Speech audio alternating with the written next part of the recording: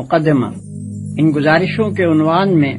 لفظ مقدمہ دیکھ کر کسی کو یہ غلط فہمی نہ ہو کہ میں قرآن کا مقدمہ لکھ رہا ہوں۔ یہ قرآن کا نہیں، تفہیم القرآن کا مقدمہ ہے، اور اس کے لکھنے سے میرے پیش نظر دو مقصد ہیں۔ اول یہ کہ قرآن کا مطالعہ شروع کرنے سے پہلے ایک عام ناظر ان باتوں سے اچھی طرح واقف ہو جائے جن کو ابتدائی میں سمجھ لینے سے فہم قرآن کی راہ آسان ہو جاتی ہے، ورنہ یہ باتیں دوران مطالعہ میں بار بار کھٹکتی ہیں اور بسا اوقات محض ان کو نہ سمجھنے کی وجہ سے آدمی برسوں تک معنی قرآن کی سطح ہی پر گھومتا رہتا ہے، گہرائی میں اترنے کا راستہ اسے نہیں ملتا۔ دوم یہ کہ ان سوالات کا جواب پہلے ہی دے دیا جائے جو قرآن کو سمجھنے کی کوشش کرتے وقت بالعموم لوگوں کے ذہن میں پیدا ہوا کرتے ہیں۔ میں اس مقدمے میں صرف ان سوالات کا جواب دوں گا جو خود میرے ذہن میں اول پیدا ہوئے تھے یا جن سے بعد میں مجھ کو سابقہ پیش آیا۔ ان کے علاوہ اگر کچھ اور سوالات بھی جواب تلق باقی رہ گئے ہوں تو ان سے مجھے آگاہ کیا جائے، ان کا جواب انشاءاللہ آئندہ اشاعت کے موقع پر اس مقدمے میں بڑھا دیا جائے گا۔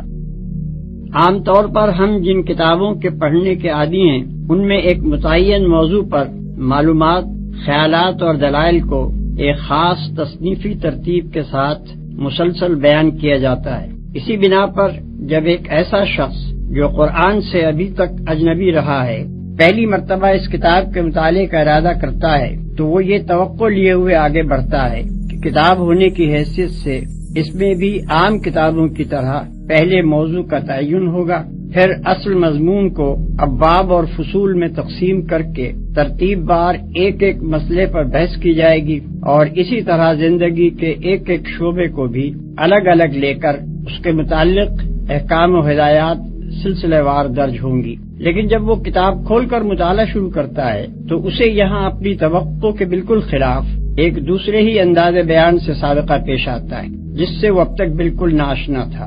یہاں وہ دیکھتا ہے کہ اعتقادی مسائل، اخلاقی ہدایات،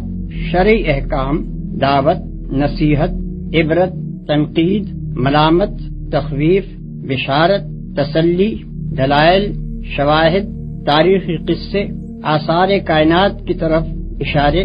بار بار ایک دوسرے کے بعد آ رہے ہیں۔ ایک ہی مضمون مختلف طریقوں سے مختلف الفاظ میں دہرایا جا رہا ہے، ایک مضمون کے بعد دوسرا اور دوسرے کے بعد تیسرا اچانک شروع ہو جاتا ہے، بلکہ ایک مضمون کے بیچ میں دوسرا مضمون یکایک آ جاتا ہے۔ مخاطب اور متکلم بار بار بدلتے ہیں اور خطاب کا رخ رہ رہ کر مختلف سمتوں میں پھرتا ہے۔ بابوں اور فصلوں کی تقسیم کا کہیں نشان نہیں، تاریخ ہے تو تاریخ نگاری کے انداز میں نہیں، فلسفہ و مابعد الطبیعات ہیں تو منطق و فلسفہ کی زبان میں نہیں، انسان اور موجودات عالم کا ذکر ہے تو علوم طبیعی کے طریقے پر نہیں، تمدن و سیاست اور معیشت و معاشرت کی گفتگو ہے تو علوم عمران کے طرز پر نہیں، قانونی احکام اور اصول قانون کا بیان ہے تو مقننوں کے ڈھنگ سے بالکل مختلف، اخلاق کی تعلیم ہے تو فلسفہ اخلاق کے سارے لٹریچر سے اس کا انداز جدا۔ یہ سب کچھ اپنے سابق کتابی تصور کے خلاف پا کر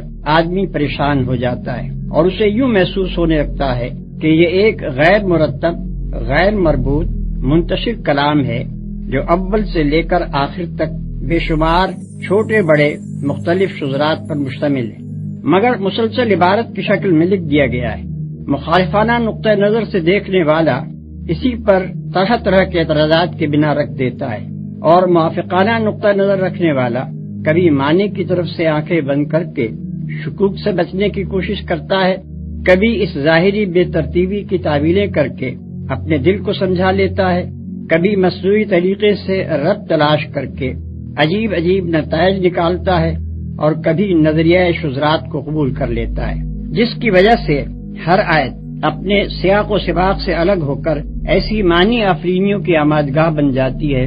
جو قائل کی منشا کے خلاف ہوتی ہے۔ پھر ایک کتاب کو اچھی طرح سمجھنے کے لیے ضروری ہے کہ پڑھنے والے کو اس کا موضوع معلوم ہو، اس کے مقصد و مدعا اور اس کے مرکزی مضمون کا علم ہو، اس کے انداز بیان سے واقفیت ہو، اس کی اصطلاحی زبان اور اس کے مخصوص طرز تعبیر سے شناسائی ہو، اور اس کے بیانات اپنی ظاہری عبارت کے پیچھے جن احوال و معاملات سے تعلق رکھتے ہوں وہ بھی نظر کے سامنے رہیں۔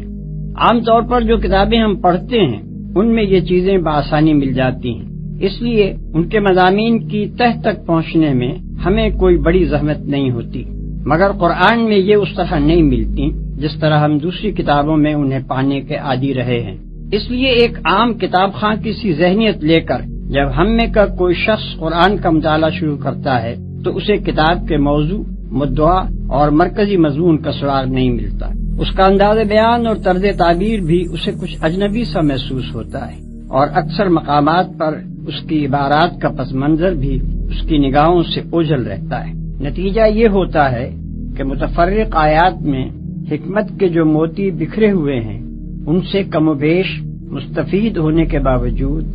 آدمی کلام اللہ کی اصلی روح تک پہنچنے سے محروم رہ جاتا ہے، اور علم کتاب حاصل کرنے کے بجائے اس کو کتاب کے محض چند منتشر نکات و فوائد پر قناعت کر لینی پڑتی ہے۔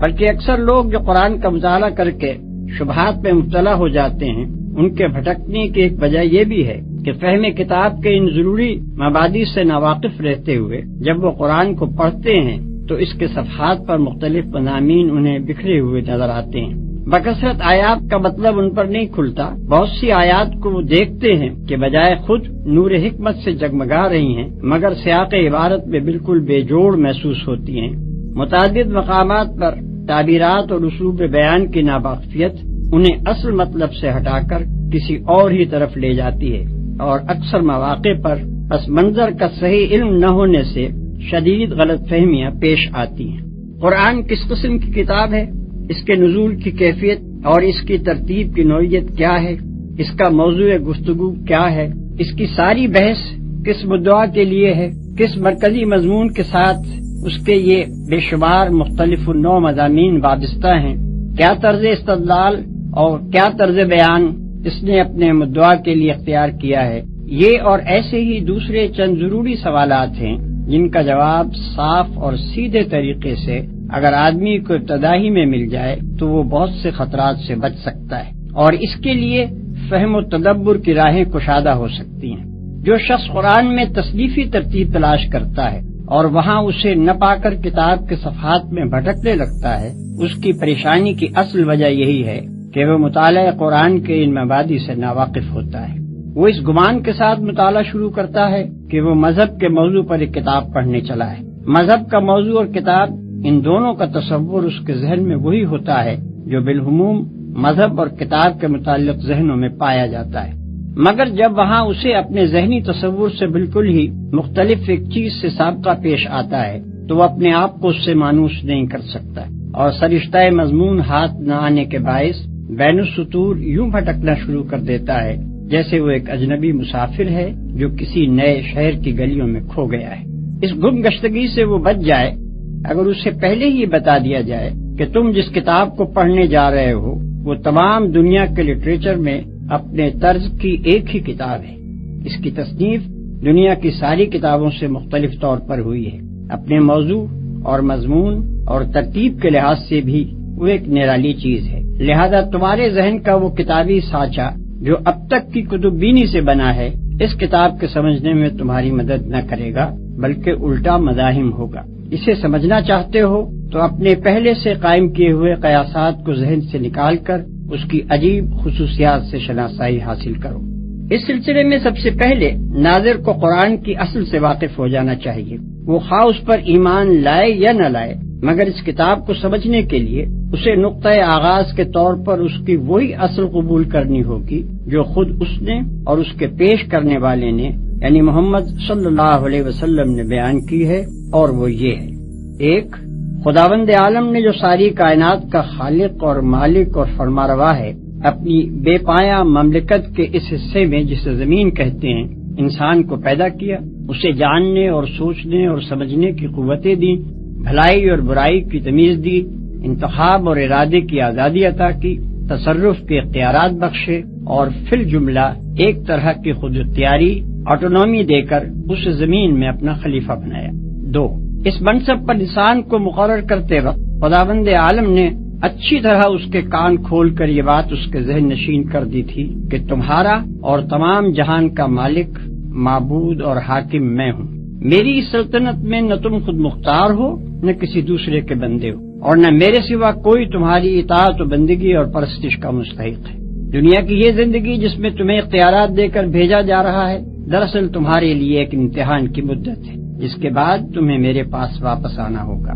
اور میں تمہارے کام کی جانچ کر کے فیصلہ کروں گا کہ تم میں سے کون امتحان میں کامیاب رہا ہے اور کون ناکام۔ تمہارے لیے صحیح رویہ یہ ہے کہ مجھے اپنا واحد معبود اور حاکم تسلیم کرو، جو ہدایت میں بھیجوں اس کے مطابق دنیا میں کام کرو، اور دنیا کو دارالامتحان سمجھتے ہوئے اس شعور کے ساتھ زندگی بسر کرو کہ تمہارا اصل مقصد میرے آخری فیصلے میں کامیاب ہونا ہے۔ اس کے برعکس تمہارے لیے ہر وہ رویہ غلط ہے جو اس سے مختلف ہو۔ اگر پہلا رویہ اختیار کرو گے جسے اختیار کرنے کے لیے تم آزاد ہو، تو تمہیں دنیا میں امن و اطمینان حاصل ہوگا، اور جب میرے پاس پلٹ کر آؤ گے تو میں تمہیں ابدی راحت و مسرت کا وہ گھر دوں گا جس کا نام جنت ہے۔ اور اگر کسی دوسرے رویے پر چلو گے جس پر چلنے کے لیے بھی تم کو آزادی دی ہے، تو دنیا میں تم کو فساد اور بے چینی کا مزہ چکھنا ہوگا، اور دنیا سے گزر کر عالم آخرت میں جب آؤ گے تو ابدی رنج و مصیبت کے اس گڑھے میں پھینک دیے جاؤ گے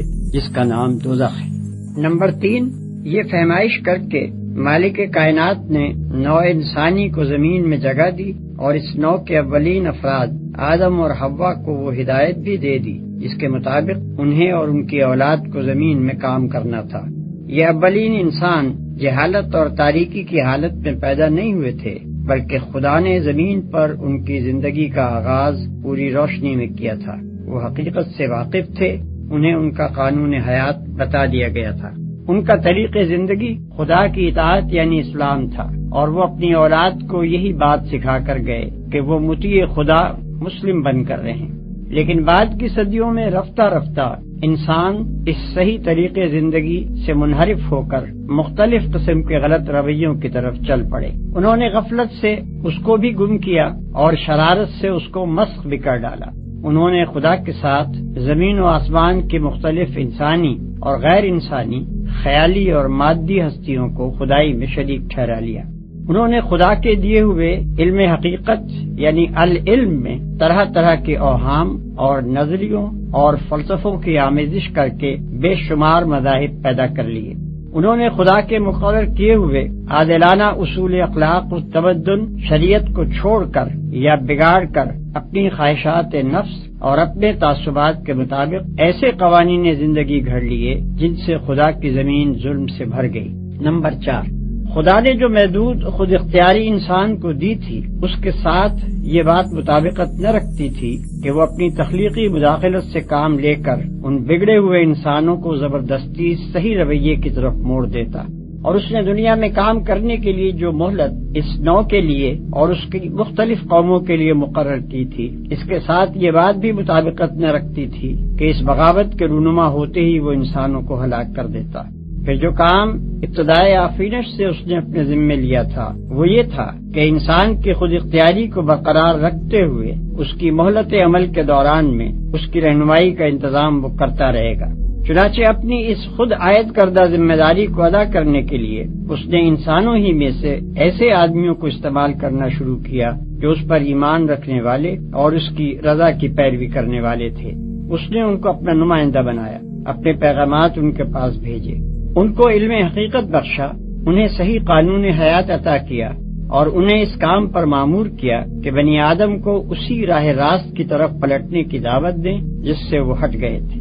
5، یہ پیغمبر مختلف قوموں اور ملکوں میں اٹھتے رہے، ہزارہ برس تک ان کی آمد کا سلسلہ چلتا رہا، ہزارہ کی تعداد میں وہ مبعوث ہوئے۔ ان سب کا ایک ہی دین تھا، یعنی وہ صحیح رویہ جو اول روز ہی انسان کو بتا دیا گیا تھا۔ وہ سب ایک ہی ہدایت کے پیرو تھے، یعنی اخلاق و تمدن کے وہ ازلی و ابدی اصول جو آغاز ہی میں انسان کے لیے تجویز کر دیے گئے تھے، اور ان سب کا ایک ہی مشن تھا، یعنی یہ کہ اس دین اور اس ہدایت کی طرف اپنے ابنائے نو کو دعوت دیں۔ پھر جو لوگ اس دعوت کو قبول کر لیں ان کو منظم کر کے ایک ایسی امت بنائیں جو خود اللہ کے قانون کی پابند ہو، اور اس دنیا میں قانون الہی کی اطاعت قائم کرنے اور اس قانون کی خلاف ورزی روکنے کے لیے جد و جہد کرے۔ ان پیغمبروں نے اپنے اپنے دور میں اپنے اس مشن کو پوری خوبی کے ساتھ ادا کیا۔ مگر ہمیشہ یہی ہوتا رہا کہ انسانوں کی ایک کثیر تعداد تو ان کی دعوت قبول کرنے پر آمادہ ہی نہ ہوئی، اور جنہوں نے اسے قبول کر کے امت مسلمہ کی حیثیت اختیار کی وہ رفتہ رفتہ خود بگڑتے چلے گئے، حتیٰ کہ ان میں سے بعض امتیں ہدایت الہی کو بالکل ہی گم کر بیٹھیں، اور بعض نے خدا کے ارشادات کو اپنی تحریفات اور آمیزشوں سے مسخ کر دیا۔ 6 آخر کار خداوند عالم نے سرزمین عرب میں محمد صلی اللہ علیہ وسلم کو اسی کام کے لیے مبعوث کیا جس کے لیے پچھلے انبیاء آتے رہے تھے۔ ان کے مخاطب عام انسان بھی تھے اور پچھلے انبیاء کے بگڑے ہوئے پیرو بھی۔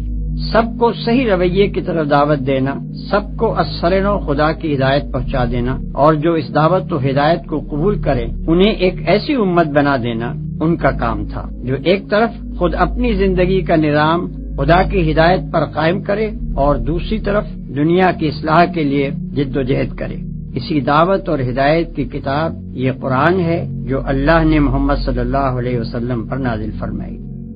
قرآن کی یہ اصل معلوم ہو جانے کے بعد ناظرین کے لیے یہ سمجھنا آسان ہو جاتا ہے کہ اس کتاب کا موضوع کیا ہے، اس کا مرکزی مضمون کیا ہے اور اس کا مدعا کیا ہے۔ اس کا موضوع انسان ہے، اس اعتبار سے کہ بلحاظ حقیقت نفس الامری اس کی فلاح اور اس کا خسران کس چیز میں ہے۔ اس کا مرکزی مضمون یہ ہے کہ ظاہر بینی یا قیاس آرائی یا خواہش کی غلامی کے سبب سے انسان نے خدا اور نظام کائنات اور اپنی ہستی اور اپنی دنیاوی زندگی کے متعلق جو نظریات قائم کیے ہیں اور ان نظریات کی بنا پر جو رویے اختیار کر لیے ہیں وہ سب حقیقت نفس الامری کے لحاظ سے غلط اور نتیجے کے اعتبار سے خود انسان ہی کے لیے تباہ کن ہیں۔ حقیقت وہ ہے جو انسان کو خلیفہ بناتے وقت خدا نے خود بتا دی تھی، اور اس حقیقت کے لحاظ سے انسان کے لیے وہی رویہ درست اور خوش انجام ہے جسے پچھلے صفحات میں ہم صحیح رویے کے نام سے بیان کر چکے ہیں۔ اس کا مدعا انسان کو اس صحیح رویے کی طرف دعوت دینا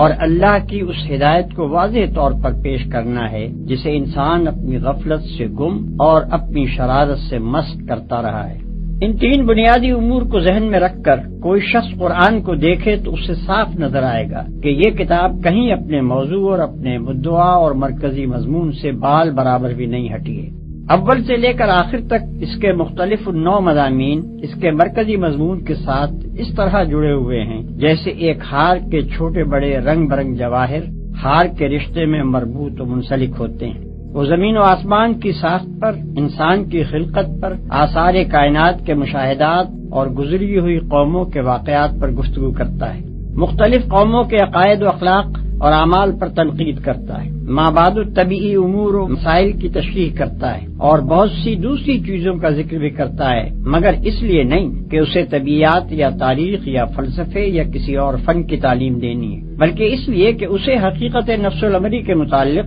انسان کی غلط فہمیاں دور کرنی ہے، اصل حقیقت لوگوں کے ذہن نشین کرنی ہے، خلاف حقیقت رویے کی غلطی و بد انجامی واضح کرنی ہے اور اس رویے کی طرف دعوت دینی ہے جو مطابق حقیقت اور خوش انجام ہے۔ یہی وجہ ہے کہ وہ ہر چیز کا ذکر صرف اس حد تک اور اس انداز میں کرتا ہے جو اس کے مدعا کے لیے ضروری ہے، ہمیشہ ان چیزوں کا ذکر بقدر ضرورت کرنے کے بعد غیر متعلق تفصیلات کو چھوڑ کر اپنے مقصد اور مرکزی مضمون کی طرف رجوع کرتا ہے، اور اس کا سارا بیان انتہائی یکسانی کے ساتھ دعوت کے محور پر گھومتا رہتا ہے۔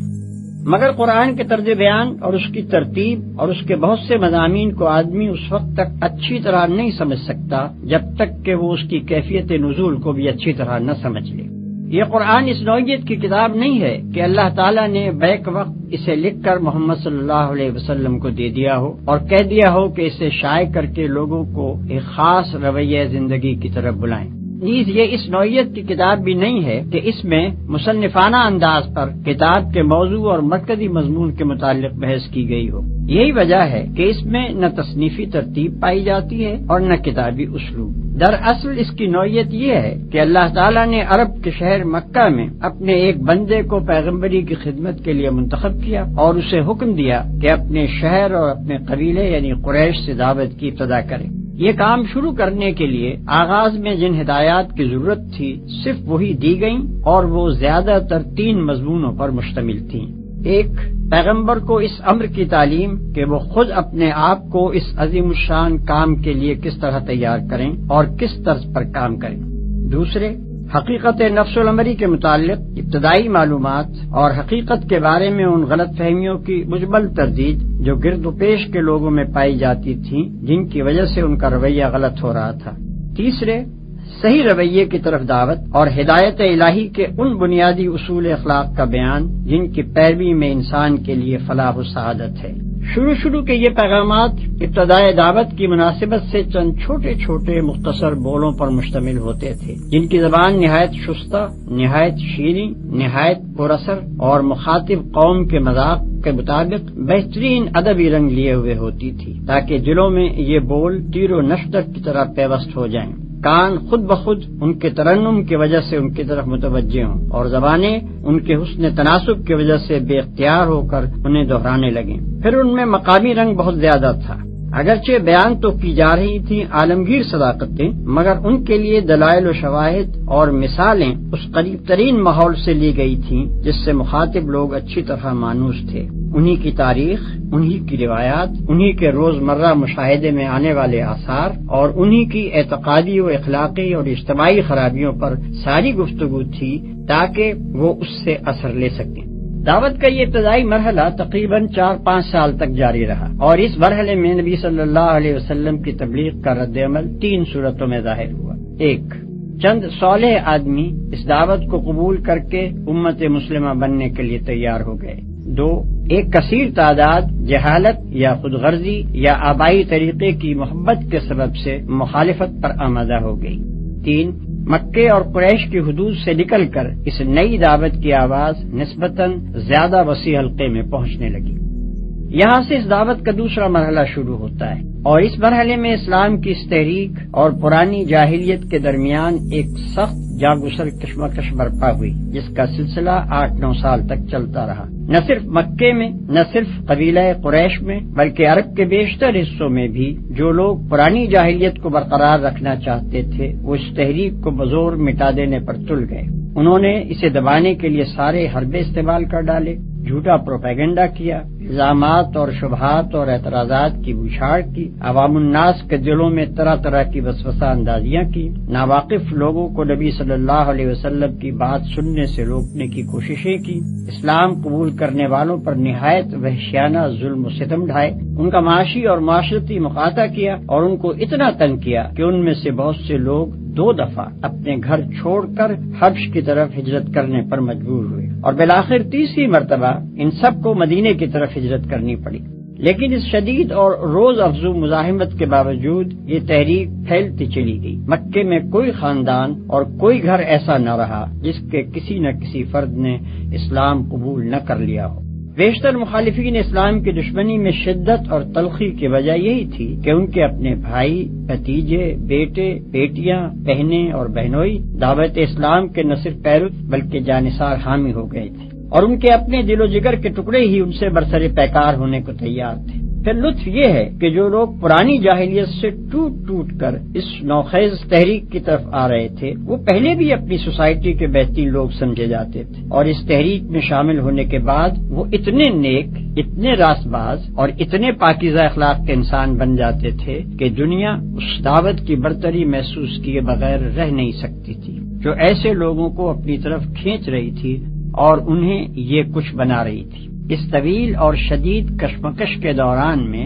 اللہ تعالی حسب موقع اور حسب ضرورت اپنے نبی پر ایسے پرجوش خطبے نازل کرتا رہا جن میں دریا کی سی روانی، سیلاب کی سی قوت اور تیز و تند آگ کی سی تاثیر تھی۔ ان خطبوں میں ایک طرف اہل ایمان کو ان کے ابتدائی فرائض بتائے گئے، ان کے اندر جماعتی شعور پیدا کیا گیا، انہیں تقوی اور فضیلت اخلاق اور پاکیزگی سیرت کی تعلیم دی گئی، ان کو دین حق کی تبلیغ کے طریقے بتائے گئے، کامیابی کے وعدوں اور جنت کی بشارتوں سے ان کی ہمت بندھائی گئی، انہیں صبر و ثبات اور بلند حوصلگی کے ساتھ اللہ کی راہ میں جد و جہد کرنے پر ابھارا گیا، اور فداکاری کا ایسا زبردست جوش اور ولولہ ان میں پیدا کیا گیا کہ وہ ہر مصیبت جھیل جانے اور مخالفت کے بڑے سے بڑے طوفانوں کا مقابلہ کرنے کے لیے تیار ہو گئے۔ دوسری طرف مخالفین اور راہ راست سے منہ موڑنے والوں اور غفلت کی نیند سونے والوں کو ان قوموں کے انجام سے ڈرایا گیا جن کی تاریخ سے وہ خود واقف تھے۔ ان تباہ شدہ بستیوں کے آثار سے عبرت دلائی گئی جن کے کھنڈروں پر سے شب و روز اپنے سفروں میں ان کا گزر ہوتا تھا۔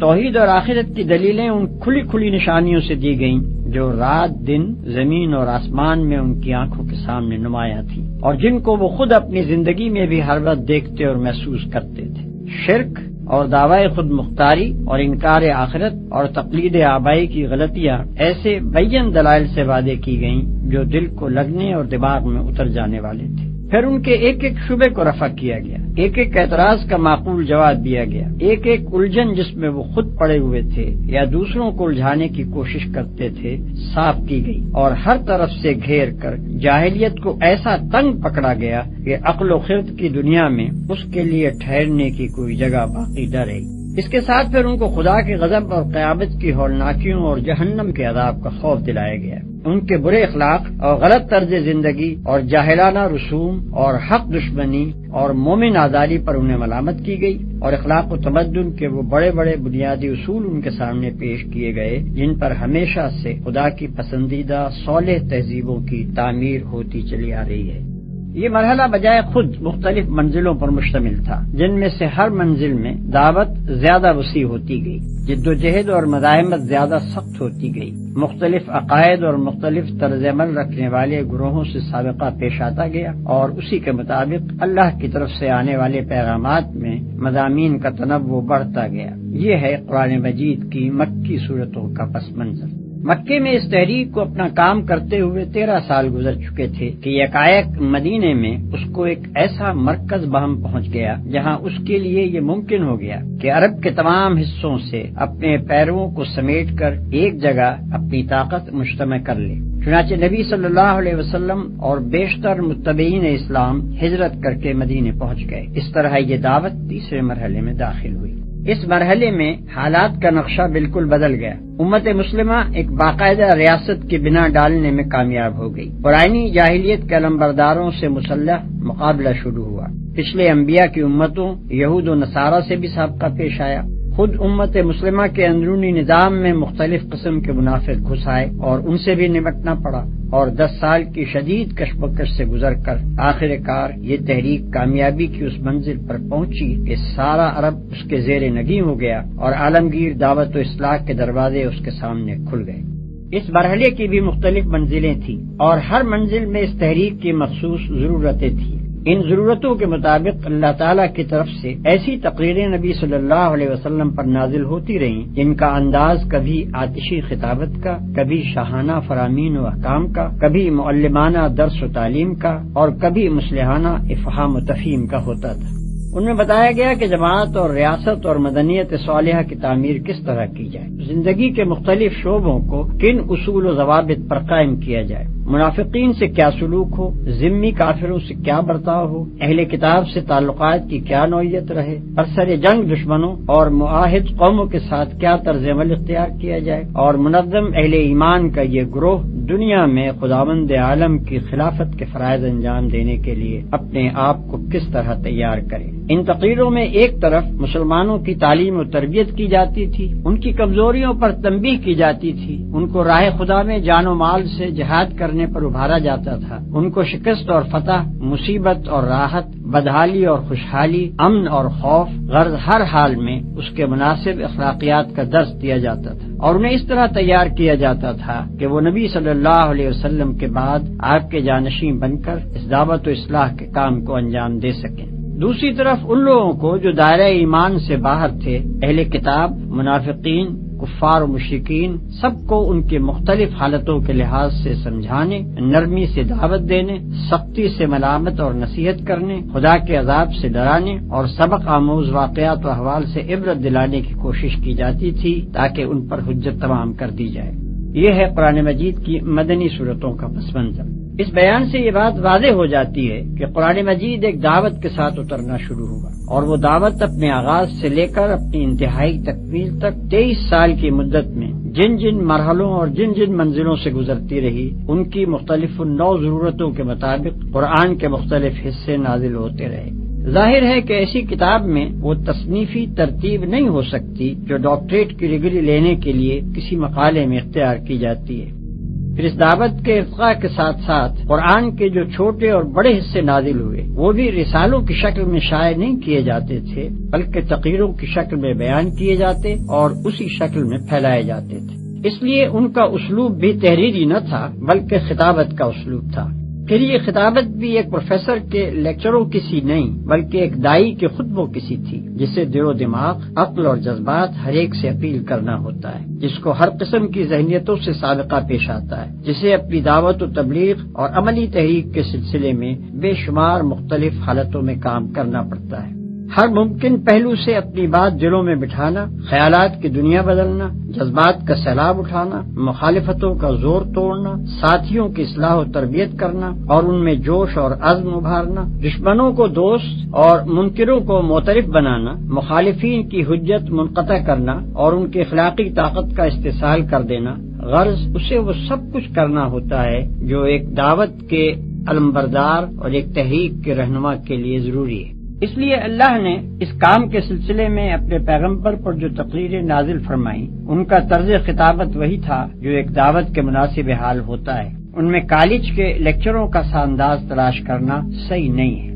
یہی سے یہ بات بھی اچھی طرح سمجھ میں آ سکتی ہے کہ قرآن میں مضامین کی اس قدر تکرار کیوں ہے۔ ایک دعوت اور عملی تحریک کا فطری اقتضا یہ ہے کہ وہ جس وقت جس مرحلے میں ہو اس میں وہی باتیں کہی جائیں جو اس مرحلے سے مناسبت رکھتی ہوں، اور جب تک دعوت ایک مرحلے میں رہے بعد کے مراحل کی بات نہ چھیڑی جائے بلکہ اسی مرحلے کی باتوں کا اعادہ کیا جاتا رہے، خواہ اس میں چند مہینے لگیں یا کئی سال صرف ہو جائیں۔ پھر اگر ایک ہی قسم کی باتوں کا اعادہ ایک ہی عبارت اور ایک ہی ڈھنگ پر کیا جاتا رہے تو کان انہیں سنتے سنتے تھک جاتے ہیں اور طبیعتیں اکتانے لگتی ہیں۔ اس لیے یہ بھی ضروری ہے کہ ہر مرحلے میں جو باتیں بار بار کہنی ہوں انہیں ہر بار نئے الفاظ، نئے اسلوب اور نئی آن بان سے کہا جائے تاکہ نہایت خوشگوار طریقے سے وہ دلوں میں بیٹھ جائیں اور دعوت کی ایک ایک منزل اچھی طرح مستحکم ہوتی چلی جائے۔ اس کے ساتھ یہ بھی ضروری ہے کہ دعوت کی بنیاد جن عقائد اور اصولوں پر ہو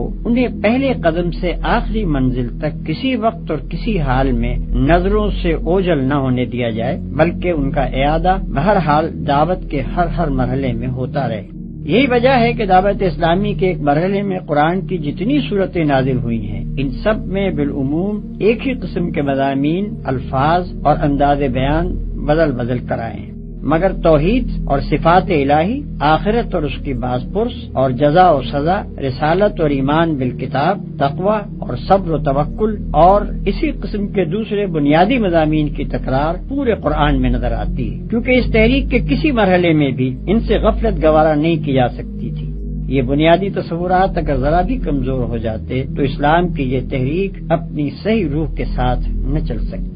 اگر غور کیا جائے تو اسی بیان سے یہ سوال بھی حل ہو جاتا ہے کہ نبی صلی اللہ علیہ وسلم نے قرآن کو اسی ترتیب کے ساتھ کیوں نہ مرتب کر دیا جس کے ساتھ وہ نازل ہوا تھا۔ اوپر آپ کو معلوم ہو چکا ہے کہ 23 سال تک قرآن کا نزول اس ترتیب سے ہوتا رہا جس ترتیب سے دعوت کا آغاز اور اس کا ارتقاء ہوا۔ اب یہ ظاہر ہے کہ دعوت کی تکمیل کے بعد ان نازل شدہ اجزاء کے لیے وہ ترتیب کسی طرح درست نہ ہو سکتی تھی جو صرف ارتقاء دعوت ہی کے ساتھ مناسبت رکھتی تھی۔ اب تو ان کے لیے ایک دوسری ہی ترتیب درکار تھی جو تکمیل دعوت کے بعد کی صورتحال کے لیے زیادہ مناسب ہو، کیونکہ ابتدا میں اس کے مخاطب اول وہ لوگ تھے جو اسلام سے ناآشنائے محض تھے، اس لیے اس وقت بالکل نقطۂ آغاز سے تعلیم و تلقین شروع کی گئی، مگر تکمیل دعوت کے بعد اس کے مخاطب اول وہ لوگ ہو گئے جو اس پر ایمان لا کر ایک امت بن چکے تھے اور اس کام کو جاری رکھنے کے ذمہ دار قرار پائے تھے جسے پیغمبر نے نظریے اور عمل دونوں حیثیتوں سے مکمل کر کے ان کے حوالے کیا تھا۔ اب لامحالہ مقدم چیز یہ ہو گئی کہ پہلے یہ لوگ خود اپنے فرائض سے، اپنے قوانین حیات سے اور ان فتنوں سے جو پچھلے پیغمبروں کی امتوں میں رونما ہوتے رہے ہیں اچھی طرح واقف ہو لیں، پھر اسلام سے بیگانہ دنیا کے سامنے خدا کی ہدایت پیش کرنے کے لیے آگے بڑھیں۔ علاوہ بری قرآن مجید جس طرز کی کتاب ہے اسے اگر آدمی اچھی طرح سمجھ لے تو اس پر خود ہی یہ حقیقت منکشف ہو جائے گی کہ ایک ایک طرح کے مضامین کو ایک ایک جگہ جمع کرنا اس کتاب کے مزاج ہی سے مطابقت نہیں رکھتا۔ اس کے مزاج کا تو تقاضا یہی ہے کہ اس کے پڑھنے والے کے سامنے مدنی مرحلے کی باتیں مکی دور والی تعلیم کے درمیان اور مکی مرحلے کی باتیں مدنی دور والی تقریروں کے درمیان اور ابتدا کی گفتگویں آخر کی تلقینات کے بیچ میں اور آخری دور کی ہدایات آغاز کار کی تعلیمات کے پہلو میں بار بار آتی چلی جائیں تاکہ اسلام کا پورا منظر اور جامع نقشہ اس کی نگاہ میں رہے اور کسی وقت بھی وہ یک رخا نہ ہونے پائے۔ پھر اگر قرآن کو اس کی نزولی ترتیب پر مرتب کیا بھی جاتا تو وہ ترتیب بعد کے لوگوں کے لیے صرف اسی صورت میں بامانی ہو سکتی تھی جبکہ قرآن کے ساتھ اس کی پوری تاریخ نزول اور اس کے ایک ایک جز کی کیفیت نزول و شان نزول لکھ کر لگا دی جاتی اور وہ لازمی طور پر قرآن کا ایک ضمیمہ بن کر رہتی۔ یہ بات اس مقصد کے خلاف تھی جس کے لیے اللہ تعالیٰ نے اپنے کلام کا یہ مجموعہ مرتب اور محفوظ کرایا تھا۔ وہاں تو پیش نظر چیز ہی یہ تھی کہ خالص کلام الہی بغیر کسی دوسرے کلام کی آمیزش یا شمول کے اپنی مختصر صورت میں مرتب ہو جسے بچے، جوان، بوڑھے، عورت، مرد، شہری، دیہاتی، عامی، عالم سب پڑھیں، ہر زمانے میں اور ہر جگہ ہر حالت میں پڑھیں اور ہر مرتبہ عقل و دانش کا انسان کم از کم یہ بات ضرور جان لے کہ اس کا خدا اس سے کیا چاہتا ہے اور کیا نہیں چاہتا۔ ظاہر ہے کہ یہ مقصد فوت ہو جاتا اگر اس مجموعہ کلام الہی کے ساتھ ایک لمبی چوڑی تاریخ بھی لگی ہوئی ہوتی اور اس کی تلاوت بھی لازم کر دی جاتی۔ حقیقت یہ ہے کہ قرآن کی موجودہ ترتیب پر جو لوگ اعتراض کرتے ہیں وہ اس کتاب کے مقصد و مدعا سے صرف نابلد ہی نہیں ہیں بلکہ کچھ اس غلط فہمی میں بھی مبتلا معلوم ہوتے ہیں کہ یہ کتاب محض علم تاریخ اور فلسفہ عمران کے طلبہ ہی کے لیے نازل ہوئی ہے۔ ترتیب قرآن کے سلسلے میں یہ بات بھی ناظرین کو معلوم ہو جانی چاہیے کہ یہ ترتیب بعد کے لوگوں کی دی ہوئی نہیں ہے بلکہ خود اللہ تعالیٰ کی ہدایت کے تحت نبی صلی اللہ علیہ وسلم ہی نے قرآن کو اس طرح مرتب فرمایا تھا۔ قاعدہ یہ تھا کہ جب کوئی صورت نازل ہوتی تو آپ اسی وقت اپنے کاتبوں میں سے کسی کو بلاتے اور اس کو ٹھیک ٹھیک قلم بند کرانے کے بعد ہدایت فرما دیتے کہ یہ صورت فلاں سورہ کے بعد اور فلاں سورہ سے پہلے رکھی جائے۔ اسی طرح اگر قرآن کا کوئی ایسا حصہ نازل ہوتا جس کو مستقل صورت بنانا پیش نظر نہ ہوتا تو آپ ہدایت فرما دیتے کہ اسے فلاں سورہ میں فلاں مقام پر درج کیا جائے۔ پھر اسی ترتیب سے آپ خود بھی نماز میں اور دوسرے مواقع پر قرآن مجید کی تلاوت فرماتے تھے اور اسی ترتیب کے مطابق صحابہ کرام بھی اس کو یاد کرتے تھے۔ لہذا یہ ایک ثابت شدہ تاریخی حقیقت ہے کہ قرآن مجید کا نزول جس روز مکمل ہوا اسی روز اس کی ترتیب بھی مکمل ہو گئی۔ جو اس کا نازل کرنے والا تھا وہی اس کا مرتب کرنے والا بھی تھا۔ جس کے قلب پر وہ نازل کیا گیا اسی کے ہاتھوں اسے مرتب بھی کرا دیا گیا۔ کسی دوسرے کی مجال نہ تھی کہ اس میں مداخلت کرتا۔ چونکہ نماز ابتدائی سے مسلمانوں پر فرض تھی اور واضح رہے کہ 5 وقتہ نماز تو بعثت کے کئی سال بعد فرض ہوئی لیکن نماز بجائے خود اول روز ہی سے فرض تھی۔ اسلام کی کوئی سات کبھی ایسی نہیں گزری ہے جس میں نماز فرض نہ ہو اور تلاوت قرآن کو نماز کا ایک ضروری جز قرار دیا گیا تھا۔ اس لیے نزول قرآن کے ساتھ ہی مسلمانوں میں حفظ قرآن کا سلسلہ جاری ہو گیا اور جیسے جیسے قرآن اترتا گیا مسلمان اس کو یاد بھی کرتے چلے گئے۔ اس طرح قرآن کی حفاظت کا انحصار صرف کھجور کے ان پتوں اور ہڈی اور جھلی کے ان ٹکڑوں ہی پر نہ تھا جن پر نبی صلی اللہ علیہ وسلم اپنے کاتبوں سے اس کو قلم بند کرایا کرتے تھے، بلکہ وہ اترتے ہی 20 پھر سینکڑوں پھر ہزاروں پھر لاکھوں دلوں پر نقش ہو جاتا تھا اور کسی شیطان کے لیے اس کا امکان ہی نہ تھا کہ اس میں ایک لفظ کا بھی رد و بدل کر سکے۔ نبی صلی اللہ علیہ وسلم کی وفات کے بعد جب عرب میں ارتداد کا طوفان اٹھا اور اس کے فرو کرنے کے لیے صحابہ کرام کو سخت خونریز لڑائیاں لڑنی پڑیں تو ان مارکوں میں ایسے صحابہ کی کثیر تعداد شہید ہو گئی جن کو پورا قرآن حفظ تھا۔ اس سے حضرت عمر رضی اللہ تعالی عنہ کو خیال پیدا ہوا کہ قرآن کی حفاظت کے معاملے میں صرف ایک ہی ذریعے پر اعتماد کر لینا مناسب نہیں ہے بلکہ الواح قلب کے ساتھ ساتھ صفحات قرطاس پر بھی اس کو محفوظ کرنے کا انتظام کر لینا چاہیے۔ چنانچہ اس کام کی ضرورت انہوں نے حضرت ابوبکر صدیق رضی اللہ عنہ پر وعدے کی اور انہوں نے کچھ تامل کے بعد اس سے اتفاق کر کے حضرت زید بن ثابت انصاری رضی اللہ تعالی عنہ کو جو نبی صلی اللہ علیہ وسلم کے کاتب یعنی سیکریٹری رہ چکے تھے اس خدمت پر مامور فرمایا۔ قاعدہ یہ مقرر کیا گیا کہ ایک طرف تو وہ تمام لکھے ہوئے اجزاء فراہم کر لیے جائیں جو نبی صلی اللہ علیہ وسلم نے چھوڑے ہیں، دوسری طرف صحابہ کرام میں سے بھی جس کے پاس قرآن یا اس کا کوئی حصہ لکھا ہوا ملے وہ ان سے لے لیا جائے۔ معتبر روایات سے معلوم ہوتا ہے کہ حضور صلی اللہ علیہ وسلم کی زندگی میں متعدد صحابہ کرام نے قرآن کو یا اس کے مختلف اجزاء کو اپنے پاس قلم بند کر کے رکھ چھوڑا تھا۔ چنانچہ اس سلسلے میں حضرات عثمان، علی، عبداللہ ابن مسعود، عبداللہ ابن عمر بن عاص، سالم مولا حذیفہ، زید بن ثابت، معاذ بن جبل، ابی بن کعب اور ابو زید قیس بن سکن رضی اللہ عنہم کے ناموں کی تصریح ملتی ہے۔ اور پھر حفاظ قرآن سے بھی مدد لی جائے اور ان تینوں ذرائع کی متفقہ شہادت پر کامل صحت کا اطمینان کرنے کے بعد قرآن کا ایک ایک لفظ مصحف میں ثبت کیا جائے۔ اس تجویز کے مطابق قرآن مجید کا ایک مستند نسخہ تیار کر کے ام المومنین حضرت حفصہ رضی اللہ عنہا کے ہاں رکھوا دیا گیا اور لوگوں کو عام اجازت دے دی گئی کہ جو چاہے اس کی نقل کرے اور جو چاہے اس سے مقابلہ کر کے اپنے نسخے کی تصحیح کر لے۔ عرب میں مختلف علاقوں اور قبیلوں کی بولیوں میں ویسے ہی فرق پائے جاتے تھے جیسے ہمارے ملک میں شہر کی بولی اور ضلع کی بولی میں فرق ہے۔ حالانکہ زبان سب کی وہی ایک اردو یا پنجابی یا بنگالی وغیرہ ہے۔ قرآن مجید اگرچہ نازل اس زبان میں ہوا تھا جو مکہ میں قریش کے لوگ بولتے تھے، لیکن ابتداً اس امر کی اجازت دے دی گئی تھی کہ دوسرے علاقوں اور قبیلوں کے لوگ اپنے اپنے لہجے اور محاورے کے مطابق اسے پڑھ لیا کریں، کیونکہ اس طرح معنی میں کوئی فرق نہیں پڑتا تھا، صرف عبارت ان کے لیے ملائم ہو جاتی تھی۔ لیکن رفتہ رفتہ جب اسلام پھیلا اور عرب کے لوگوں نے اپنے ریگستان سے نکل کر دنیا کے ایک بڑے حصے کو فتح کر لیا اور دوسری قوموں کے لوگ بھی دائرہ اسلام میں آنے لگے اور بڑے پیمانے پر عرب و عجم کے اختلاط سے عربی زبان متاثر ہونے لگی، تو یہ اندیشہ پیدا ہوا کہ اگر اب بھی دوسرے لہجوں اور محاوروں کے مطابق قرآن پڑھنے کی اجازت باقی رہی تو اس سے طرح طرح کے فتنے کھڑے ہو جائیں گے۔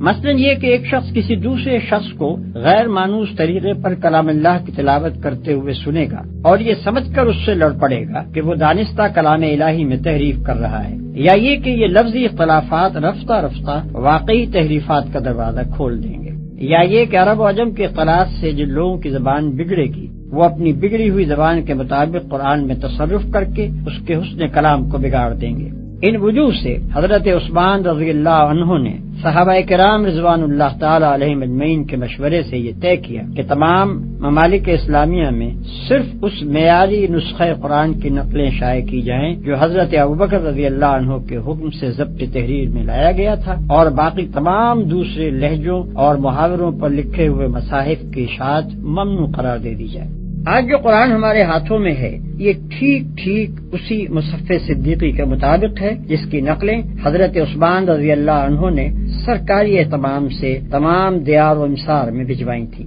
اس وقت بھی دنیا میں متعدد مقامات پر قرآن کے وہ مستند نسخے موجود ہیں۔ کسی کو اگر قرآن کی محفوظیت میں ذرہ برابر بھی شک ہو تو وہ اپنا اطمینان اس طرح کر سکتا ہے کہ مغربی افریقہ میں کسی کتاب فروش سے قرآن کا ایک نسخہ خریدے اور جاوا میں کسی حافظ سے زبانی قرآن سن کر اس کا مقابلہ کرے، اور پھر دنیا کی بڑی بڑی لائبریریوں میں حضرت عثمان غنی رضی اللہ عنہ کے وقت سے لے کر آج تک مختلف صدیوں کے لکھے ہوئے جو مصاحف رکھے ہیں ان سے اس کا تقابل کر لے۔ اگر کسی حرف یا شوشے کا فرق وہ پائے تو اس کا فرض ہے کہ دنیا کو اس سب سے بڑے تاریخی انکشاف سے ضرور مطلع کرے۔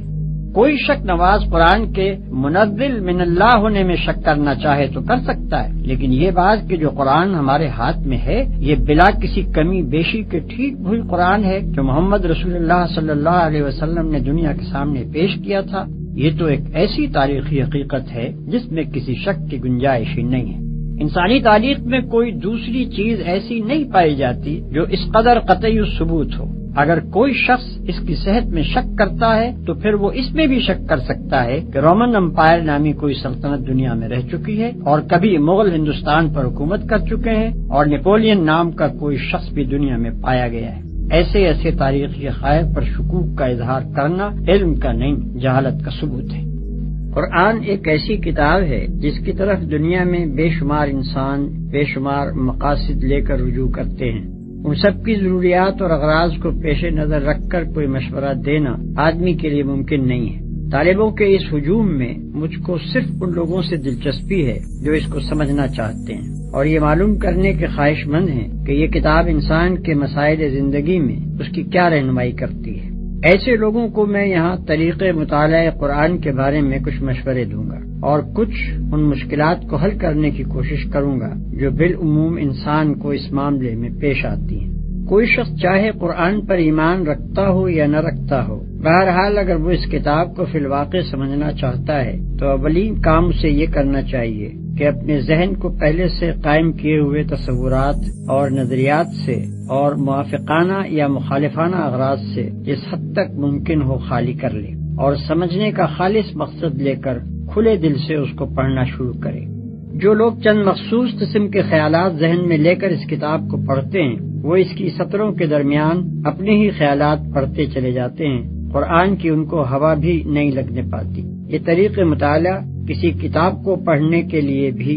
صحیح نہیں ہے، مگر خصوصیت کے ساتھ قرآن تو اس طرز کے پڑھنے والوں کے لیے اپنے معنی کے دروازے کھولتا ہی نہیں۔ پھر جو شخص میں سرسری سی واقفیت بہم پہنچانا چاہتا ہو اس کے لیے تو شاید ایک دفعہ پڑھ لینا کافی ہو جائے، لیکن جو اس کی گہرائیوں میں اترنا چاہے اس کے لیے 2-4 دفعہ کا پڑھنا بھی کافی نہیں ہو سکتا۔ اس کو بار بار پڑھنا چاہیے، ہر مرتبہ ایک خاص ڈھنگ سے پڑھنا چاہیے اور ایک طالب علم کی طرح پینسل اور کاپی ساتھ لے کر بیٹھنا چاہیے تاکہ ضروری نکات نوٹ کرتا جائے۔ اس طرح جو لوگ پڑھنے پر آمادہ ہوں ان کو کم از کم 2 مرتبہ پورے قرآن کو صرف اس غرض کے لیے پڑھنا چاہیے کہ ان کے سامنے بحیثیت مجموعی وہ پورا نظام فکر و عمل آ جائے جسے یہ کتاب پیش کرنا چاہتی ہے۔ اس ابتدائی مطالعے کے دوران میں وہ قرآن کے پورے منظر پر ایک جامع نظر حاصل کرنے کی کوشش کریں اور یہ دیکھتے جائیں کہ یہ کتاب کیا بنیادی تصورات پیش کرتی ہے اور پھر ان تصورات پر کس قسم کا نظام زندگی تعمیر کرتی ہے۔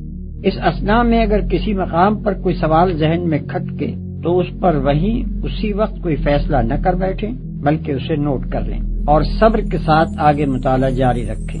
اغلب یہ ہے کہ آگے کہیں نہ کہیں انہیں اس کا جواب مل جائے گا۔ اگر جواب مل جائے تو اپنے سوال کے ساتھ اسے نوٹ کر لیں، لیکن اگر پہلے مطالعے کے دوران میں انہیں اپنے کسی سوال کا جواب نہ ملے تو صبر کے ساتھ دوسری بار پڑھیں۔ میں اپنے تجربے کی بنا پر یہ کہتا ہوں کہ دوسری بار کے غیر مطالعے میں شاذ و نادر ہی کوئی سوال جواب طلب باقی رہ جاتا ہے۔ اس طرح قرآن پر ایک جامع نظر حاصل کر لینے کے بعد تفصیلی مطالعے کی ابتدا کرنی چاہیے۔ اس سلسلے میں ناظر کو تعلیمات قرآن کا ایک ایک پہلو ذہن نشین کر کے نوٹ کرتے جانا چاہیے۔ مثلاً وہ اس بات کو سمجھنے کی کوشش کرے کہ انسانیت کا کون سا نمونہ ہے جسے قرآن پسندیدہ قرار دیتا ہے اور کس نمونے کے انسان اس کے نزدیک مبغوض و مردود ہیں۔ اس مضمون کو اچھی طرح اپنی گرفت میں لانے کے لیے اس کو چاہیے کہ اپنی کاپی پر ایک طرف پسندیدہ انسان اور دوسری طرف ناپسندیدہ انسان کی خصوصیات آمنے سامنے نوٹ کرتا چلا جائے، یا مثلاً وہ یہ معلوم کرنے کی کوشش کرے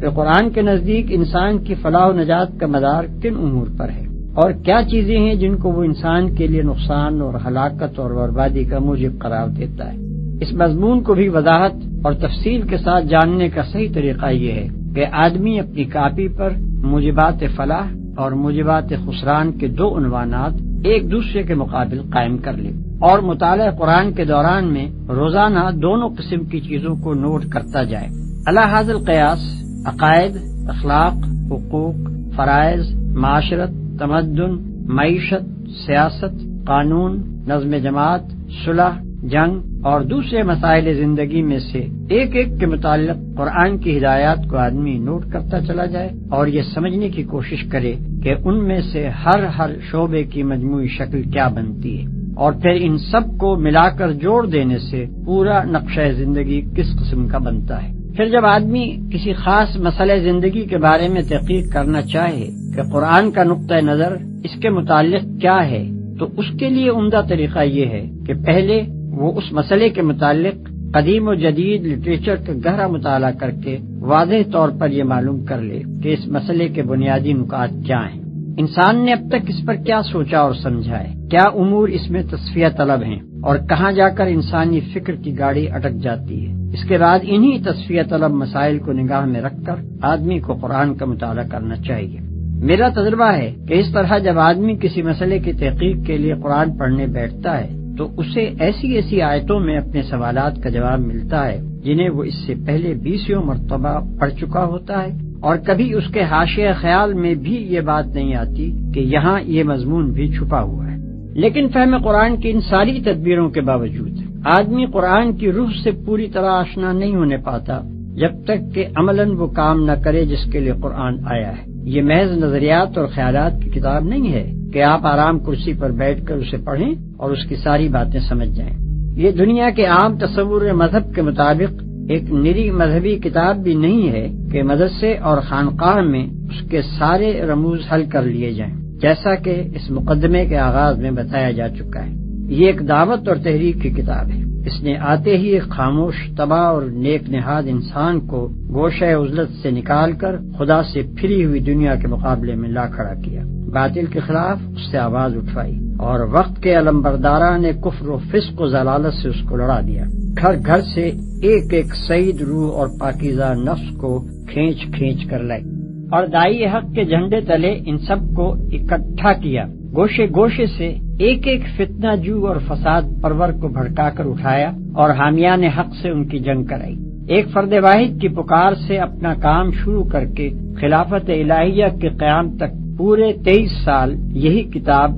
اس عظیم الشان تحریک کی رہنمائی کرتی رہی، اور حق و باطل کی اس طویل و جانگسل کشمکش کے دوران میں ایک ایک منزل اور ایک ایک مرحلے پر اسی نے تخریب کے ڈھنگ اور تعمیر کے نقشے بتائے۔ اب بھلا یہ کیسے ممکن ہے کہ آپ سرے سے ندائے کفر و دین اور مارکہ اسلام و جاہلیت کے میدان میں قدم ہی نہ رکھیں اور اس کشمکش کی کسی منزل سے گزرنے کا آپ کو اتفاق ہی نہ ہوا ہو، اور پھر محض قرآن کے الفاظ پڑھ پڑھ کر اس کی ساری حقیقتیں آپ کے سامنے بے نقاب ہو جائیں؟ اسے تو پوری طرح آپ اسی وقت سمجھ سکتے ہیں جب اسے لے کر اٹھیں اور دعوت اللہ کا کام شروع کریں، اور جس طرح یہ کتاب ہدایت دیتی جائے اس طرح قدم اٹھاتے چلے جائیں۔ تب وہ سارے تجربات آپ کو پیش آئیں گے جو نزول قرآن کے وقت پیش آئے تھے۔ مکے اور حبش اور طائف کی منزلیں بھی آپ دیکھیں گے، اور بدر و احد سے لے کر حنین اور تبوک تک کے مراحل بھی آپ کے سامنے آئیں گے۔ ابو جہل اور ابو لہب سے بھی آپ کو واسطہ پڑے گا، منافقین اور یہود بھی آپ کو ملیں گے، اور سابقین اولین سے لے کر مؤلفۃ القلوب تک سبھی طرح کے انسانی نمونے آپ دیکھ بھی لیں گے اور برت بھی لیں گے۔ یہ ایک اور ہی قسم کا سلوک ہے جس کو میں سلوک قرآنی کہتا ہوں۔ اس سلوک کی شان یہ ہے کہ اس کی جس منزل سے آپ گزرتے جائیں گے قرآن کی کچھ آیتیں اور صورتیں خود سامنے آ کر آپ کو بتاتی چلی جائیں گی کہ وہ اسی منزل میں اتری تھی اور یہ ہدایت لے کر آئی تھی۔ اس وقت یہ تو ممکن ہے کہ لغت اور نحو اور معنی اور بیان کے کچھ نکات سالک کی نگاہ سے چھپے رہ جائیں، لیکن یہ ممکن نہیں ہے کہ قرآن اپنی روح کو اس کے سامنے بے نقاب کرنے سے بخل برت جائے۔ پھر اسی کلیے کے مطابق قرآن کے احکام، اس کی اخلاقی تعلیمات، اس کی معاشی اور تمدنی ہدایات اور زندگی کے مختلف پہلوؤں کے بارے میں اس کے بتائے ہوئے اصول و قوانین آدمی کی سمجھ میں اس وقت تک آ ہی نہیں سکتے جب تک کہ وہ عملاً ان کو برت کر نہ دیکھے۔ نہ وہ فرد اس کتاب کو سمجھ سکتا ہے جس نے اپنی انفرادی زندگی کو اس کی پیروی سے آزاد کر رکھا ہو، اور نہ وہ قوم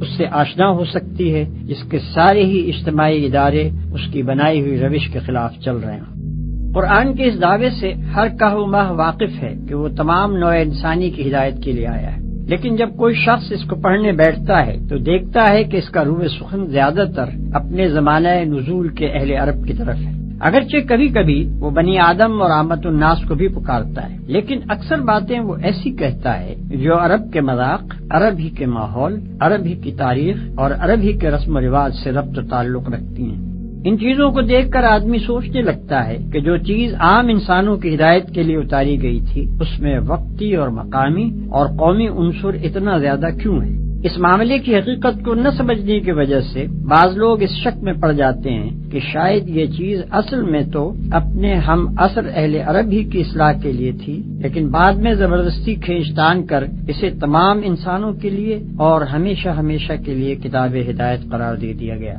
جو شخص یہ اعتراض محض اعتراض کی خاطر نہیں اٹھاتا بلکہ فی الواقع اسے سمجھنا چاہتا ہے، اسے میں مشورہ دوں گا کہ وہ پہلے خود قرآن کو پڑھ کر ذرا ان مقامات پر نشان لگائے جہاں اس نے کوئی ایسا عقیدہ یا خیال یا تصور پیش کیا ہو یا کوئی ایسا اخلاقی اصول یا عملی قاعدہ و ضابطہ بیان کیا ہو جو صرف عرب ہی کے لیے مخصوص ہو اور جس کو وقت اور زمانے اور مقام نے فی الواقع محدود کر رکھا ہو۔ محض یہ بات کہ وہ ایک خاص مقام اور زمانے کے لوگوں کو خطاب کر کے ان کے مشرکانہ عقائد اور رسوم کی تردید کرتا ہے اور انہی کے گرد و پیش کی چیزوں کو مواد استدلال کے طور پر لے کر توحید کے دلائل قائم کرتا ہے، یہ فیصلہ کر دینے کے لیے کافی نہیں ہے کہ اس کی دعوت اور اس کا اپیل بھی وقتی اور مقامی ہے۔ دیکھنا یہ چاہیے کہ شرک کی تردید میں جو کچھ وہ کہتا ہے کیا وہ دنیا کے ہر شرک پر اسی طرح چسپاں نہیں ہوتا جس طرح مشرکین عرب کے شرک پر چسپاں ہوتا تھا؟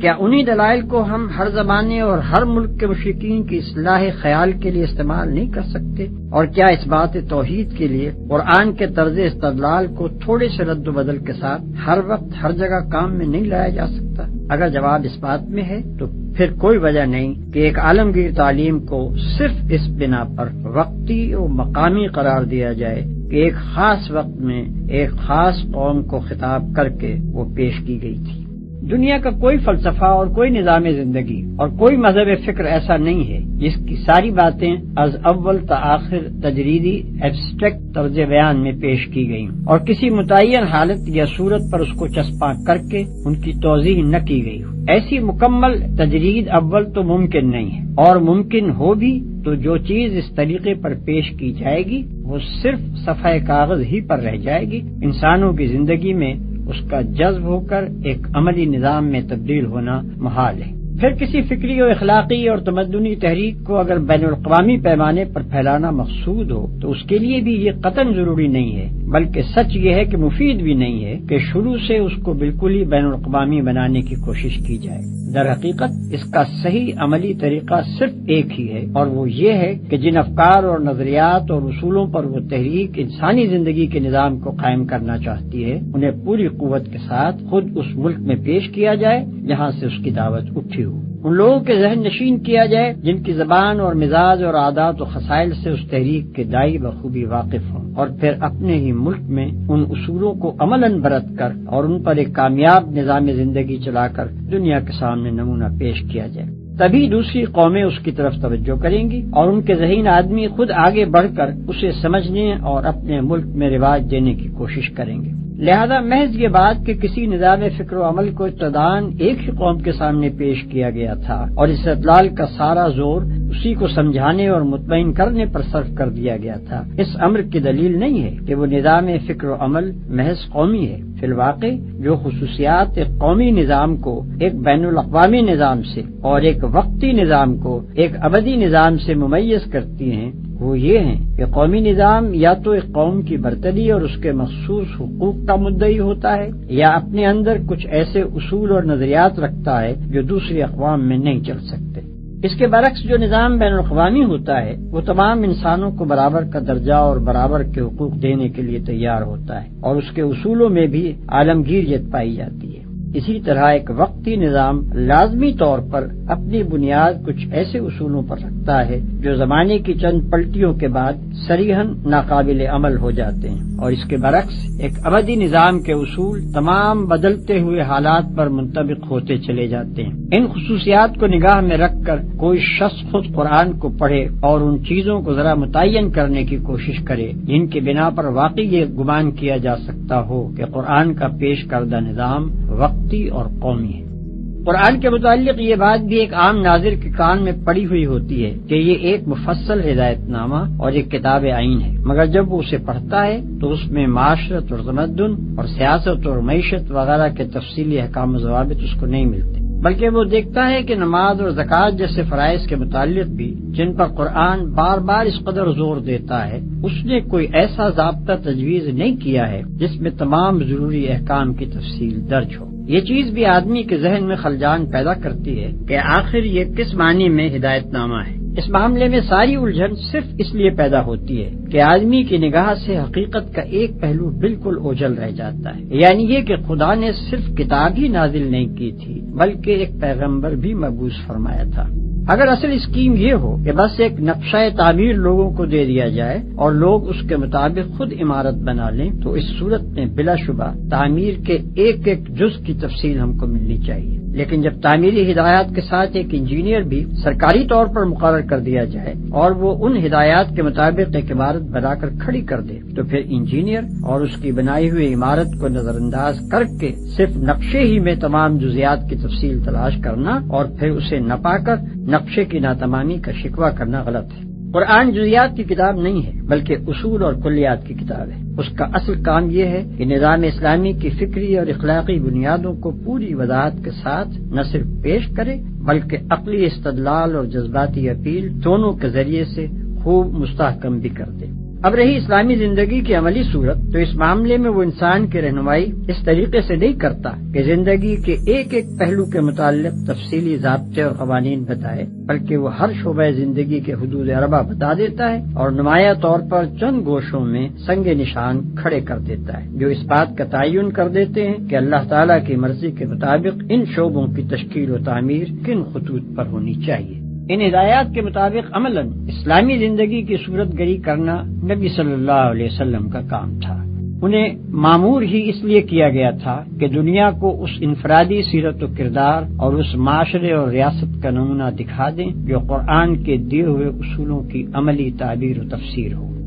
ایک اور سوال جو بالعموم لوگوں کے ذہن میں کھٹکتا ہے وہ یہ ہے کہ ایک طرف تو قرآن ان لوگوں کی انتہائی مذمت کرتا ہے جو کتاب اللہ کے آ جانے کے بعد تفرقے اور اختلاف میں پڑ جاتے ہیں اور اپنے دین کے ٹکڑے کر ڈالتے ہیں، اور دوسری طرف قرآن کے احکام کی تعبیر و تفسیر میں صرف متاخرین ہی نہیں، ائمہ اور تابعین اور خود صحابہ تک کے درمیان اتنے اختلافات پائے جاتے ہیں کہ شاید کوئی ایک بھی احکامی آیت ایسی نہ ملے گی جس کی ایک تفسیر بالکل متفق علیہ ہو۔ کیا یہ سب لوگ اس مذمت کے مصداق ہیں جو قرآن میں وارد ہوئی ہیں؟ اگر نہیں تو پھر وہ کون سا تفرقہ و اختلاف ہے جس سے قرآن منع کرتا ہے؟ یہ ایک نہایت وسیع الاطراف مسئلہ ہے جس پر مفصل بحث کرنے کا یہ موقع نہیں ہے۔ یہاں قرآن کے ایک عامی طالب علم کی الجھن دور کرنے کے لیے صرف اتنا اشارہ کافی ہے کہ قرآن اس صحت بخش اختلاف رائے کا مخالف نہیں ہے جو دین میں متفق اور اسلامی نظام جماعت میں متحد رہتے ہوئے محض احکام و قوانین کی تعبیر میں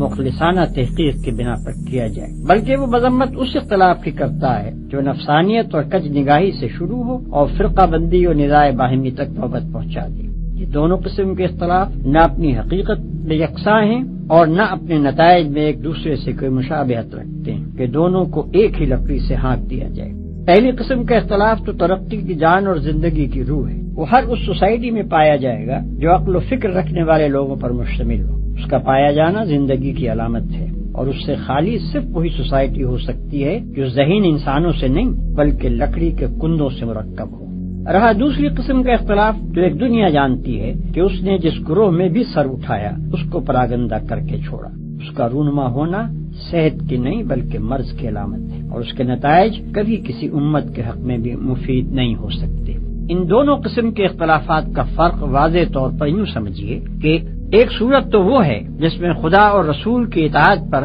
جماعت کے سب لوگ متفق ہوں، احکام کا ماخذ بھی بالاتفاق قرآن و سنت کو مانا جائے، اور پھر دو عالم کسی جزوی مسئلے کی تحقیق میں یا دو قاضی کسی مقدمے کے فیصلے میں ایک دوسرے سے اختلاف کریں، مگر ان میں سے کوئی بھی نہ تو اس مسئلے کو اور اس میں اپنی رائے کو مدار دین بنائے اور نہ اس سے اختلاف کرنے والے کو دین سے خارج قرار دے، بلکہ دونوں اپنے اپنے دلائل دے کر اپنی حد تک تحقیق کا حق ادا کر دیں، اور یہ بات رائے عام پر یا اگر عدالتی مسئلہ ہو تو ملک کی آخری عدالت پر یا اگر اجتماعی معاملہ ہو تو نظام جماعت پر چھوڑ دیں کہ وہ دونوں رائےوں میں سے جس کو چاہیں قبول کریں یا دونوں کو جائز رکھیں۔ دوسری صورت یہ ہے کہ اختلاف سرے سے دین کی بنیادوں ہی میں کر ڈالا جائے، یا یہ کہ کوئی عالم یا صوفی یا مفتی یا متکلم یا لیڈر کسی ایسے مسئلے میں جس کو خدا اور رسول نے دین کا بنیادی مسئلہ قرار نہیں دیا تھا ایک رائے اختیار کرے اور خواہ مخواہ کھینچتان کر اس کو دین کا بنیادی مسئلہ بنا ڈالے، اور پھر جو اس سے اختلاف کرے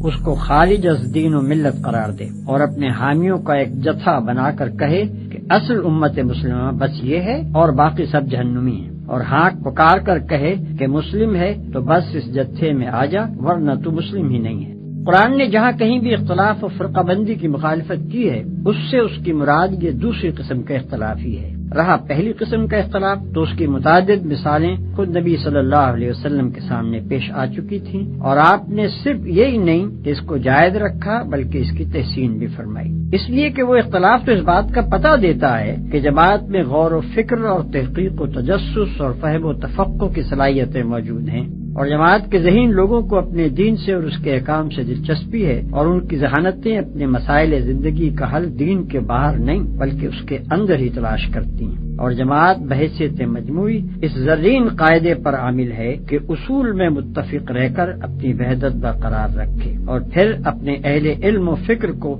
صحیح حدود کے اندر تحقیق و اجتہاد کی آزادی دے کر ترقی کے مواقع بھی باقی رکھے۔ ھذا ما عندی والعلم عند اللہ علیہ توکلت والیہ انیب۔ اس مقدمے میں تمام ان مسائل کا استقصاء کرنا میرے پیش نظر نہیں ہے جو مطالعہ قرآن کے دوران میں ایک ناظر کے ذہن میں پیدا ہوتے ہیں، اس لیے کہ ان سوالات کا بیشتر حصہ ایسا ہے جو کسی نہ کسی آیت یا سورت کے سامنے آنے پر ذہن کو کھٹکتا ہے، اور اس کا جواب تفہیم القرآن میں برسر موقع دے دیا گیا ہے۔ لہذا ایسے سوالات کو چھوڑ کر میں نے یہاں صرف ان جامع مسائل سے بحث کی ہے جو بحیثیت مجموعی پورے قرآن سے تعلق رکھتے ہیں۔ ناظرین کرام سے میری درخواست ہے کہ صرف اس مقدمے کو دیکھ کر ہی اس کے تشنہ ہونے کا فیصلہ نہ کر دیں، بلکہ پوری کتاب کو دیکھنے کے بعد اگر ان کے ذہن میں کچھ سوالات جواب طلب باقی رہ جائیں یا کسی سوال کے جواب کو وہ ناکافی پائیں تو مجھے اس سے مطلع فرمائیں۔